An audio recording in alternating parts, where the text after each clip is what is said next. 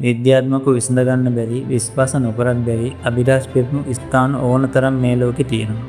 අපි දන්න සහ අපි නොදන්න දේවල් ගැන දැනගන්න ආසයි නම් එන්න අපි ඒ ගැන කෙටියෙන් බලමු.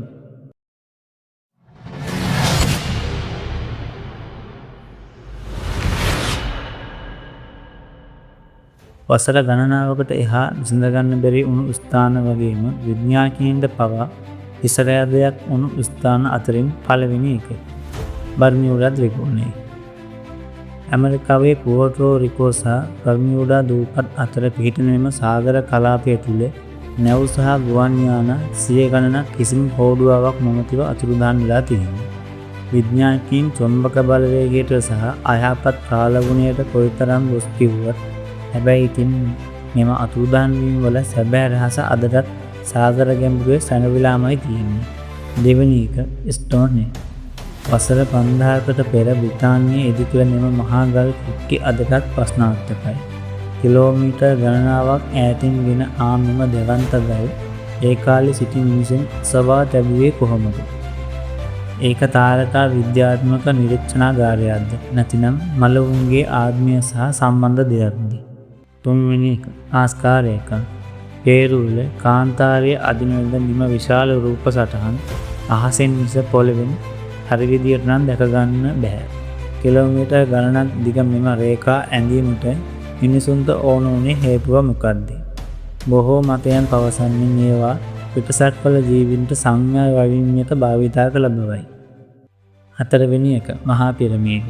ලෝකයේ පුදුම හතෙන් එකක් වන මෙම පිරමීඩ තැනීමේ තාක්ෂණය අදටත් අපිට අභියෝගයක්. කිලෝග්‍රෑම් මිලියන ගණනක් බර තිගල් ෆොටස් එවකට තිබූ තාක්ෂණයෙන් තැබුවේ කොහොමද? ඒවායේ ඇතුළත ඇති සංකීර්ණ උමං මාර්ග සහ කුටි තවමත් බොහෝ රහස් සංගවාගෙන තියෙනවා. පස්වෙනි පාස්කුවා දූපත. පැසිෆික් සාගරයේ මැද තනිව පිහිටි මෙම දූපතේ මෝයි නම් යෝධගල් පිළිම 887ක් තියෙනවා. මේවා තැනූ ශිෂ්ටාචාරය මුළුවනින්ම අතුරුදන් වුණේ ඇයි? ඔවුන් මේ දැවැන්ත පිළිම දූපත පුරා ගෙන ගියේ කොහොමද? හැබැයි ඉතින් මේවට තවමත් නිවැරදි පිළිතුරක් නම් හම්බෙලා නෑ. 6 වෙනි එක මහේන්ද්‍ර පර්වතය. කම්පූචියාවේ අංගෝර් වාට් වල අවට සංගවා තිබුණු මෙම වසර 1200ක් පැරණි නගරය මෑතකදී තාක්ෂණික ක්‍රම මගින් තමයි සොයාගන්නේ. නමුත් එහි සැබෑ ඉතිහාසය සහ අතුරුදහන් වීමට හේතුව තවමත් අභිරහසක් ලෙසයි පවතින්නේ. 7 වෙනි එක මිනිමරු දූපත.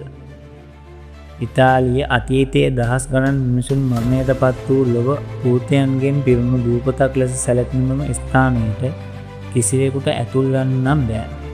මේ ගැන අත්හදා බැලීම් කළ වෛද්‍යවරයෙකුගේ අභිරහස් මරණය පවා දූපතේ අභිරහස තවත් වැඩි කර තිබෙන බවයි වාර්තා වන්නේ. 8 වෙනි එක බ්ලොක්ස්.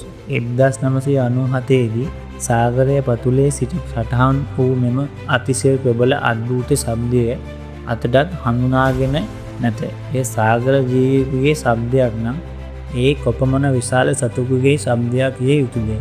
මේවා පිටුපස ඇති සත්‍ය විද්‍යාවට අභියෝගයක් ලෙසයි තවමත් පවතින්නේ. 9 වෙනි එක වොයිනිච් අත්පිටපත. මේ කිසිම භාෂාවකට අයත් නොවන අක්ෂර වලින් පිටු 241කට ආසන්නව ලියලා තියෙන වසර 600ක් පැරණි රහස් ග්‍රන්ථයක් වන අතර මේකේ ඇඳලා තියෙන අමුතු ශාඛා සහ තාරකා සටහන් මොන භාෂාවකින් ලියලා තියෙන රහස් පණිවිඩයක්ද කියලා තවමත් හොයනවා.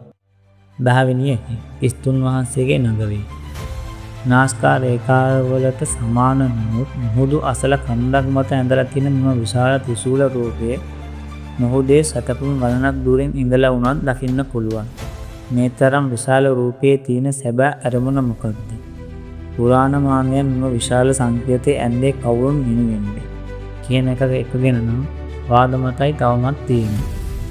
පෘථිවියේ නොසිඳුණු අභිරහස් තව කොපමණක් තියෙන්න පුළුවන්. මෙම ස්ථාන 10න් ඔබට වඩාත්ම අද්භූත වුණේ මොන ස්ථානයේද? ඔයාගේ විශ්වාස කරන මතය මොකක්ද කියලා කමෙන්ට් එකකින් දාන්න. සබ්ස්ක්‍රයිබ් කරලා ලයික් කරන්න අමතක කරන්න එපා. තවත් වීඩියෝ එකකින් අපි හමු වෙමු.